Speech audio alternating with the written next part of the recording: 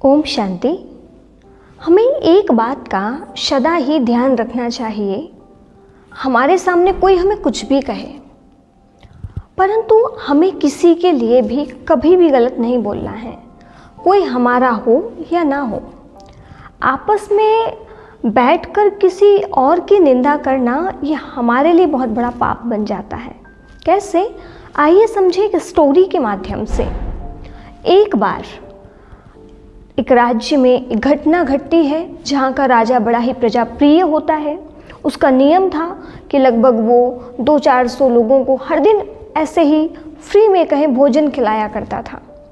अनाथों को, गरीबों को और भी जितने भी साधु समाज जो भी होते थे उन सबके लिए वो वक्त निकालता था और उनको नमन वंदन प्रणाम भी करता था। और उस एक सिस्टम ही था वहाँ का कि वहाँ पे 200-400 लोग जो हैं प्रतिदिन भोजन करेंगे, फ्री में करेंगे, मुफ्त में करेंगे। लेकिन एक दिन ये घटना घटी जिस घटना से राजा अनभिज्ञ थे कि जिस रसोई पे वो जो भोजन बन रहा था, प्रसाद महाप्रसाद बन रहा था, वहाँ बनाने वाला हलवाई खीर के पात्र का ढक्कन खुला रख देता है।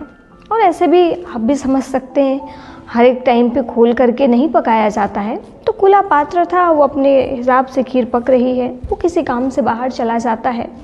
रसोई घर में आया हुआ एक सांप उस पात्र के पास जाकर जो भी प्रोसेस हुई उससे जहर जो है उस जगह पे मिक्स हो जाता है उस खीर में, और सारी की सारी जो खीर है वो वैशैली हो जाती है। विषैली खीर को किसी को भी पता नहीं था और सभी लोगों को बांट दी गई, और जिसने भी खाया सभी के सभी मौत को प्राप्त हो गए, कोई भी नहीं बचा। लगभग 300-400 लोगों ने उस दिन भोजन किया हुआ था। और राजा को बहुत ही दुख होता है क्योंकि राजा को ये सब कुछ पता नहीं था और इतने सारे लोगों की मौत, उसका मुझ पे कितना ना बड़ा पाप लगेगा, इस प्रायश्चित के साथ वो बहुत दुखी हो जाता है और निर्णय कर लेता है कि अब मैं राज्य वगैरह छोड़ देता हूँ, किसी और को गद्दी पे बिठा देता हूँ, किसी साधु संत से पूछ लूँगा कि आखिर मैं अपने पापों का प्रायश्चित कैसे करूं, अब मैं जंगल में ही जा कर के रहने लगूंगा। और राजा ने अंततः ये निर्णय ले लिया और चला गया। लेकिन जिस रास्ते से वो जा रहे थे जंगल काफ़ी दूर था। अभी राजा को लंबी यात्रा तय करनी थी, रात का समय हुआ था। अब साधु संत के पास जाना, संत वैसे भी कुटिया में जंगलों में होते हैं। तो ये एक गाँव में आकर रुक जाते हैं क्योंकि वो गाँव था। और वहाँ के लोगों से पूछा, क्या इस रात में आपके इस गाँव में ठहर सकता हूँ? कोई एक आध ऐसा घर हो जहाँ भक्ति, श्रद्धा, प्रेम भाव हो ईश्वर के प्रति, ऐसा कोई घर मुझे बताइए जहाँ जाके मैं रह लूँ। राजा ने जैसे ये बात कही तो गांव वालों ने बता दिया कि हाँ, एक घर है जहाँ भाई बहन रहते हैं, आपस में भक्ति पूजा, मेडिटेशन, ध्यान वगैरह किया करते हैं।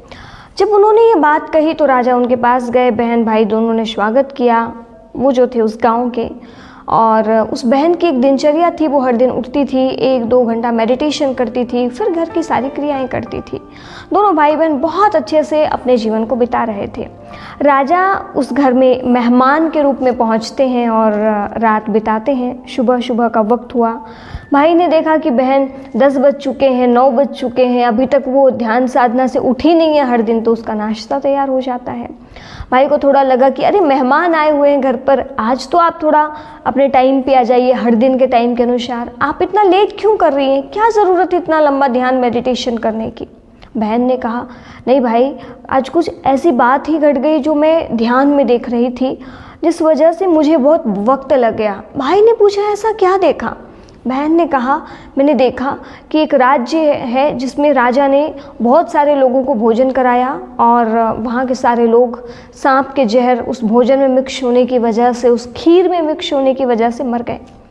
और सभी देवताएं और सभी लोगों की मीटिंग हो रही है कि आखिर इसका गुनहगार किसे बनाया जाए, किसे ये सारे पाप दिए जाएं, कौन है इसका दोषी। उस निर्णय नहीं कर पा रहे हैं, सांप को दोषी साबित करें या फिर उस हलवाई को जिसने ढक्कन खुला रखा, या फिर उस राजा को जो स्वयं ने चेक ना करके लोगों को ऐसे ही बांट दिया। ये सब चीज़ों को सुन करके भाई बहुत एक्साइटेड हो जाते हैं, अरे ऐसी भी घटना घटी।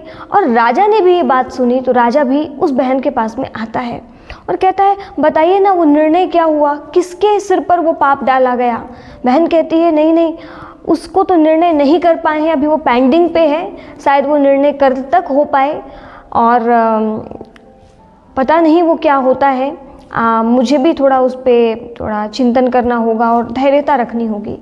तो राजा ने कहा जब बात ही इतनी अद्भुत है तो क्यों ना मैं आज के दिन और रुक जाता हूँ, क्योंकि मैं भी सुनना चाहता हूँ।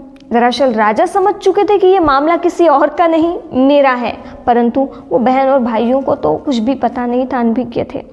अब दूसरे दिन सुबह हुई और वो ध्यान में बैठी और उन्होंने क्या दृश्य देखा कि सारा का सारा जो पाप है उस गांव में रहने वाले जो बैठक में जितने भी लोग बैठा करते थे एक साथ ग्रुप में, उन लोगों के बांट दिया गया। पाप ना तो राजा को लगा, ना तो सांप को लगा, ना तो उस हलवाई को लगा, सब निर्दोष सिद्ध हो गए। तो राजा को बड़ा आश्चर्य हुआ कि आखिर ये जो पाप वगैरह है ये मुझे ना होकर के इस गांव के लोगों को क्यों बांट दिया गया। तो फिर बहन ने ध्यानस्थ अवस्था में देखा और उन्होंने कहा कि बात ये है कि वो सभी लोग उस राजा की निंदा कर रहे थे, बस मैं इतना ही देख पाई और जो है मेरा ध्यान टूट गया। राजा समझ गए वास्तव में बात ये थी कि गांव के लोग ये सोच रहे थे कि वो व्यक्ति जो आया था, क्योंकि राजा के वेश में नहीं आए थे, राजा एक साधारण रूप लेकर के आए थे, साधारण वेशभूषा थी। लोगों को लगा सामान्य व्यक्ति है, उस घर में एक बहन है, कुंवारी कन्या है, उसको देख करके हो सकता है आसक्त हो गया हो। और सारे दिन भर लोग राजा के बारे में इतनी निंदा, इतनी बुराई, इतनी निंदा, इतनी बुराई की बात ना पूछो। तो राजा को जो पाप लगा हुआ था कहें, या जो उनको उतने सारे लोगों के मरने का जो दोष था, वो सब इनके पास से हट करके जो निंदा करने वाले हैं इन तक चला जाता है और राजा पाप से मुक्त हो जाते हैं। मुझे लगता है आपको ये बात, ये कहानी, ये स्टोरी समझ में आ ही गई होगी कि वास्तव में बात ये है कि बात कुछ भी नहीं है, आप एक थोड़ा ध्यान ज़रूर रखना, चाहे कुछ भी हो जाए, आपको किसी के भी बारे में गलत सोचने की ज़रूरत नहीं है। राजा सच में निर्दोष हैं। राजा का भाव उस घर में जाकर के किसी कन्या के प्रति आसक्त होने का नहीं है, बल्कि वो तो एक शरणार्थी बनकर गए थे। उन्होंने शरण मांगी थी क्योंकि उन्हें रात बितानी थी। दूसरी बात, वो रुक इसलिए गए थे कि उनको एक बात समझ में आ गई जो उनकी ज़िंदगी से जुड़ी हुई थी और बहुत ही इम्पॉर्टेंट हिस्सा था, तो इसलिए वो रुक गए थे। लेकिन गांव वाले अपने आप ही गैसिंग कर करके शंका में जी रहे थे, अरे ये डाउट में कि ये व्यक्ति गलत है, वहाँ मोहित हो गया, ये हो गया, वो हो गया।